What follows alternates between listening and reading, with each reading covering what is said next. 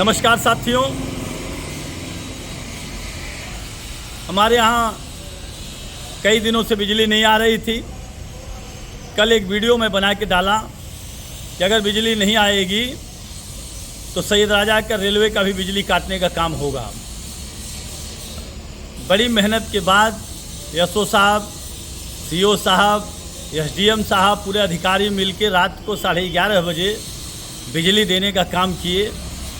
मैं तो समझा कि पूरी सैयद राजा में बिजली आ गई है, लेकिन मालूम पड़ा कि खाली हमारे घर और ये अगल बगल के वो लोग जोड़ के बिजली देने का काम किए वो लोग। मैंने रात में कह दिया कि भाई रेलवे रोकने का काम नहीं होगा, बिजली आ जाएगी। तो मैंने समझा कि बिजली ये लोग दे दिए, लेकिन मुझे नहीं मालूम पड़ा कि पूरे सैयद राजा को बिजली नहीं आई है।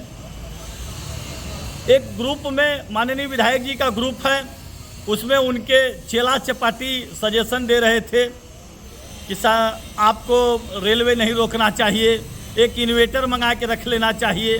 तो मैंने तो भाई अधिकारियों को बधाई दूंगा कि कम से कम इन्वर्टर बनाने की ज़रूरत नहीं पड़ी, रात में उन्होंने बिजली देने का काम कर दिए।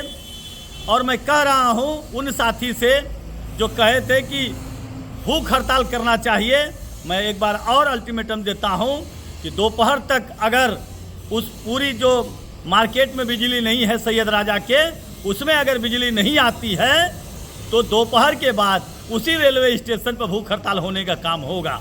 इसलिए कि हमारे जो चेयरमैन साहब, जो सैयद राजा के चेयरमैन हैं, उनका घर उसी में आता है।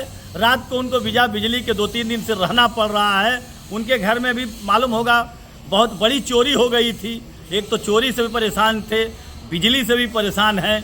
अब चेयरमैन साहब के साथ अन्याय हो रहा है और कोई खड़ा नहीं हो पा रहा है। इसलिए मनोज कह रहा है कि अगर दोपहर तक बिजली वहाँ नहीं आएगी तो दोपहर के बाद उसी रेलवे स्टेशन पर भूख हड़ताल होने का काम होगा। धन्यवाद।